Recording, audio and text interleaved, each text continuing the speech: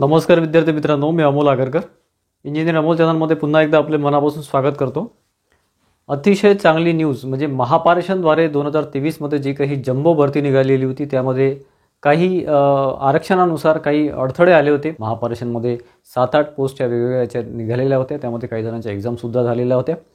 परंतु मेन पिरियडमध्ये जे काही म्हणजे फेब्रुवारी 2024मध्ये जो काही GR पास झाला SCBCचा किंवा मराठा आरक्षणाचा, त्यानंतर यामध्ये थोडी गती याची कमी झाली किंवा एक्झाम वगैरे झाली नाही किंवा बऱ्याच अडचणी आल्या.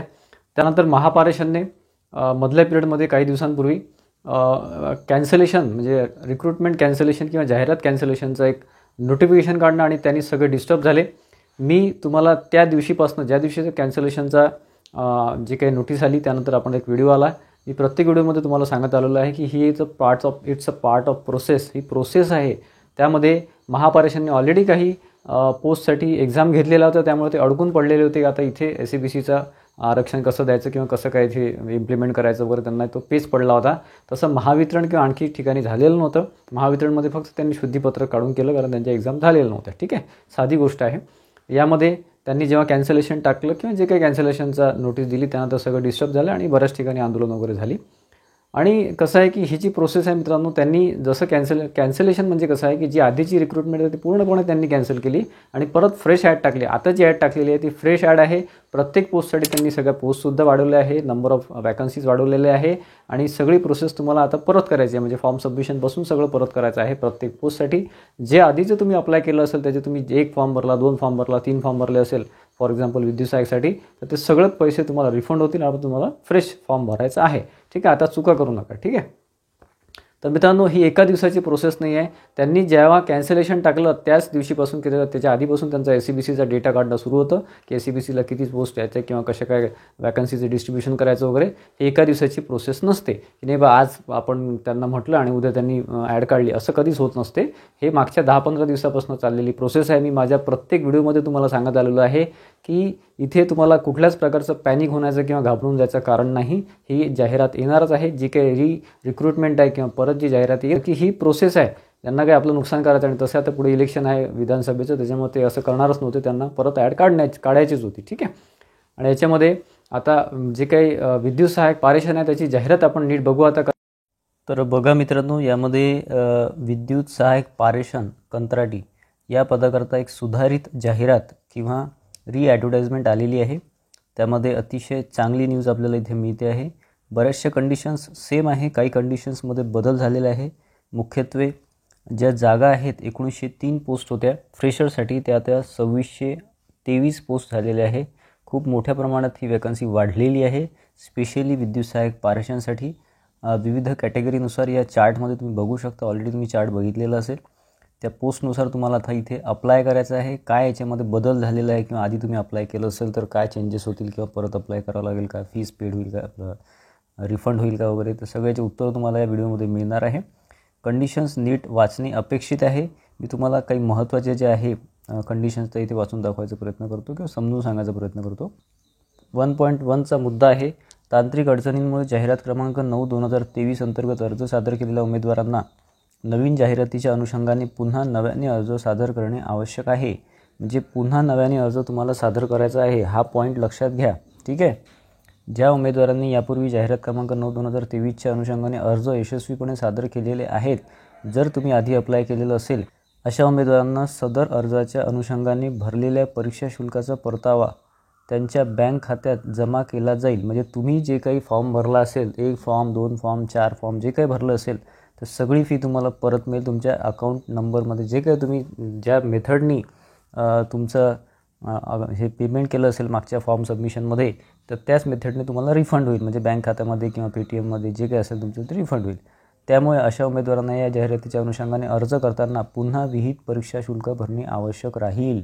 हा मुद्दा अतिशय महत्त्वाचा आहे. 1.1चा तुम्ही आधी ॲप्लिकेशन केलं असेल तर तुम्हाला रिफंड होईल, तुम्हाला परत अप्लाय करावं लागेल. म्हणजे तुम्हाला एक फ्रेश अप्लाय करावं लागेल. ही चांगली संधी आहे मित्रांनो, कारण बऱ्याचशा विद्यार्थ्यांच्या फॉर्म चुकलेले होते, त्यामुळे त्यांनी परत फॉर्म भरले होते तरी ते डाऊटफुलमध्ये होते. आता यापुढे घाई करू नका, भरपूर वेळ आहे. 31 जुलैपर्यंत यांनी लास्ट डेट दिलेली आहे, भरपूर वेळ आहे. व्यवस्थित फॉर्म चेक करा, सगळ्या कंडिशन समजून घ्या, नंतरच फॉर्म भरा, लक्षात घ्या. वय, शैक्षणिक अर्हता व अनुभव इत्यादींकरता उमेदवारांची पात्रता दिनांक 31/7/2024 पर्यंत गणली जाईल. ही आता लास्ट डेट आहे 31/7/2024. या डेटपर्यंत तुमचं वयोमर्यादा तेवढी असली पाहिजे, जे काही त्यांनी पुढे सांगितलेली आहे.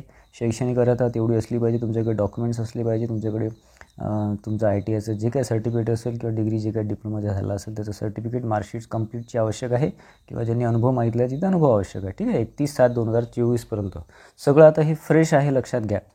सगळं फ्रेश ॲड आहे. तुम्हाला फ्रेशमध्ये अप्लाय करायचं आहे. तुम्ही आधी ऑलरेडी अप्लाय केलं असेल तर तुम्हाला ते रिफंड मिळून जाईल. 31/7/2024 केल्यामुळे काही जणांचं कसं आहे की एज बार झालेलं आहे, 38च्या वर झाले किंवा काही तुमचे एज लिमिट जे असेल त्याच्यापेक्षा जास्त झाले, तर तुमची एज लिमिट ही त्यानुसार पकडण्यात येणार आहे, म्हणजे 9/2023 नुसार पकडण्यात येणार आहे. रिक्त पदे ज्यांनी जी घेतलेली आहे, म्हणजे बघा ही जी प्रोसेस आहे मित्रांनो, मागच्या 15-20 दिवसापासून किंवा त्या आधीपासून सुरू आहे. जेव्हा त्यांनी कॅन्सलेशनची नोटीस दिली त्यानंतर त्यांची ही प्रोसेस सुरू झाली आणि त्यानुसार त्यांना रिक्त पदे जी आली SCBCची, त्यानुसार त्यांनी ही जागा काढलेल्या आहेत असं त्यांचं म्हणणं आहे. एका दिवसाचं काम नाही आहे. म्हणजे जेव्हा तुम्ही आता फॉर्म भराल, मागच्या फॉर्मसारखाच हा नियम आहे की तुम्ही ज्या परिमंडळासाठी अर्ज कराल तिथेच तुमची पदस्थापना होईल. ठीक आहे, जर तुम्ही नागपूर दिलं तर नागपूरमध्ये जर तुमचं मेरिट लिस्टमध्ये तुम्ही आले तर तुम्हाला तिथे पोस्टिंग देण्यात येईल. जर तुम्ही नागपूर दिलं आणि तुम्हाला नाही देण्यात आलं तर ते आणखी कुठेतरी दुसऱ्या ठिकाणी ते देऊ शकतात असं यांचं म्हणणं आहे. त्याच्यामुळे परिमंडळ निवडताना व्यवस्थित निवडा, म्हणजे हायरार्ची आपण ज्याला म्हणतो ऑप्शन. ठीक आहे, ऑप्शन तुम्हाला व्यवस्थित द्यायचे आहेत. कंत्राटी कालावधी आता हे कन्फर्म आहे, याच्यामध्ये काही चेंजेस नाही आहे. याच्यामध्ये काय आहे की 3 वर्ष तुमचं कंत्राटी कालावधी राहतो. त्याच्यामध्ये तुमचं मानधन खाली दिलेलं आहे 15,000, 16,000, 17,000. पहिल्या वर्षी 15,000, नंतर 16,000, नंतर 17,000. 3 वर्षानंतर ते 99% लोकांना किंवा विद्यार्थ्यांना कन्फर्म करतात, एम्प्लॉईजला कन्फर्म करतात आणि नंतर तुमचा पगार हा तुमच्या स्केलनुसार, बघा आता स्केल पुढे बघू आपण.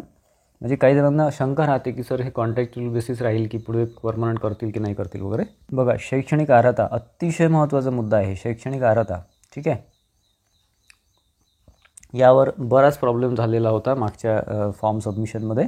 त्यामध्ये बघा, शिकाऊ उमेदवारी कायदा 1961 नुसार NCTVT वगैरे नवी दिल्ली प्रदान केलेल्या वीजतंत्री शिकाऊ उमेदवार प्रमाणपत्र धारक. ठीक आहे, किंवा NCTVT नवी दिल्ली प्रदान केलेले वीजतंत्री व्यवसाय यांनी वायरमन अलाउ केलेलं नाही आहे, इथे इलेक्ट्रिशियन आहे.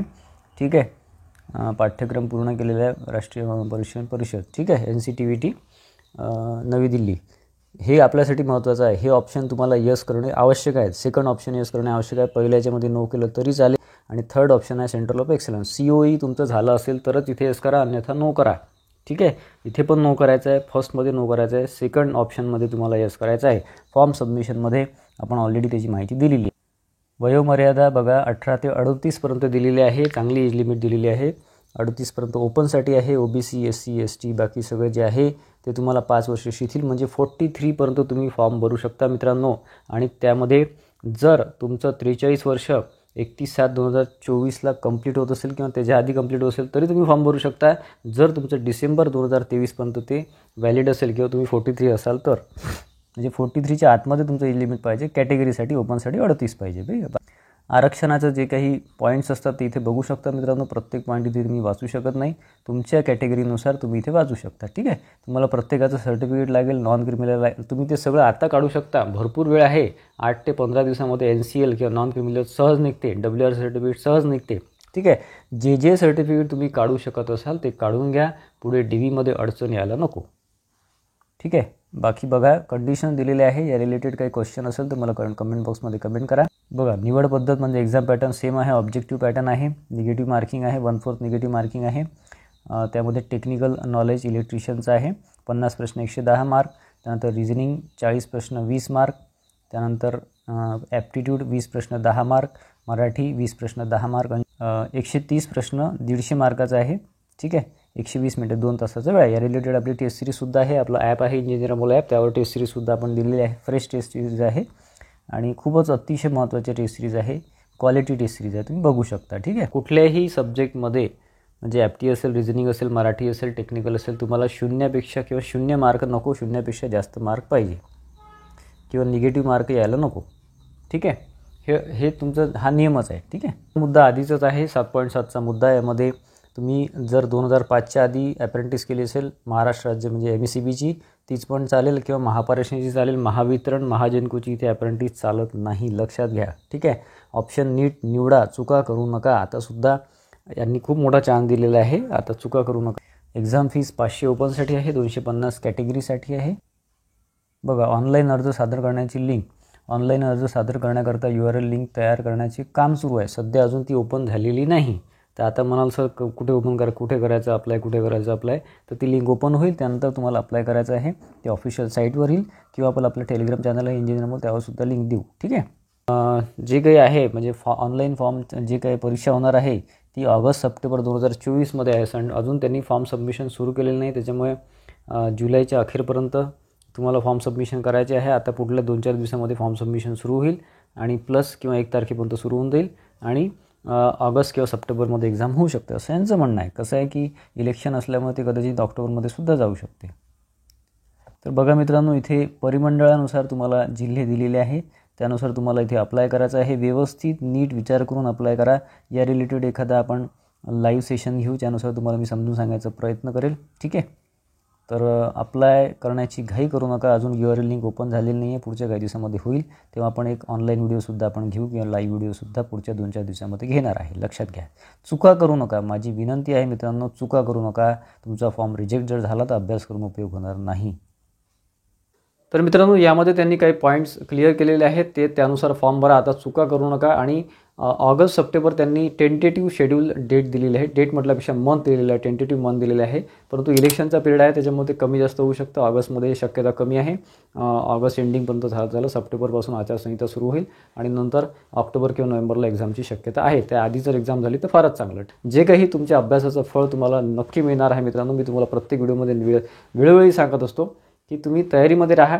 जे काही गोष्टी आता घडल्या त्या थोड्या निगेटिव्ह होत्या, काही पॉझिटिव्ह. आता जी गोष्ट आता जी ॲड आलेली आहे 1903 वरून त्यांनी 2600+ पोस्ट काढलेले आहे विद्युत सहाय्यक पारेषणच्या, आणि बाकीसुद्धा थोडंफार वाढवलेलं आहे. ते अतिशय चांगली संधी तुमच्याकडे आलेली आहे, कारण महापारेषणचा हा ड्रीम जॉब आहे. स्पेशली ITIसाठी, बाकीचे तर आहेच पण तो स्पेशली ITIसाठी, कारण खूप मोठ्या प्रमाणात त्या पोस्ट आहे. पुढे महावितरणसुद्धा येईल. महावितरणचं सुद्धा असं शुद्धीपत्रकाद्वारे सगळं त्यांनी ऑलरेडी SCBCचं जे काय आहे विद्युत सहाय्यकचं दिलेलंच आहे. एक्झामला थोडा वेळ होऊ शकतो. ठीक आहे. बाकी या रिलेटेड आपल्या टेस्ट सिरीज आहे, आपले कोर्सेससुद्धा आहे. हीचा आपला कोर्ससुद्धा आहे, इंजिनियर अमोल आपला ॲप आहे आणि IT रिलेटेड टेस्ट सिरीजसुद्धा आहे. आणि त्यासाठी आपल्या ॲपला व्हिजिट करा किंवा तुम्ही डाउनलोड केलं असतं तर त्यामध्ये तुम्ही चेक करू शकता इंजिनियर अमोल ॲप.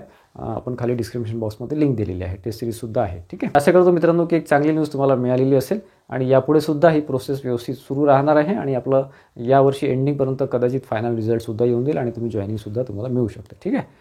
तर आजचा व्हिडिओ आवडला असेल प्लीज व्हिडिओला लाईक करा आणि जास्तीत जास्त विद्यार्थ्यांमध्ये शेअर करा, जेणेकरून त्यांनासुद्धा हे महत्त्वाचे पॉईंट्स कळतील. आणि पुढे फॉर्म सबमिशनचा व्हिडिओ आपण वेगळा घ्यायचा प्रयत्न करू. याआधीसुद्धा आपण घेतलेला आहे, परत एकदा फॉर्म सबमिशनचा व्हिडिओ घेऊ. त्यासाठी चॅनलला नक्की सबस्क्राईब करून ठेवा. धन्यवाद मित्रांनो.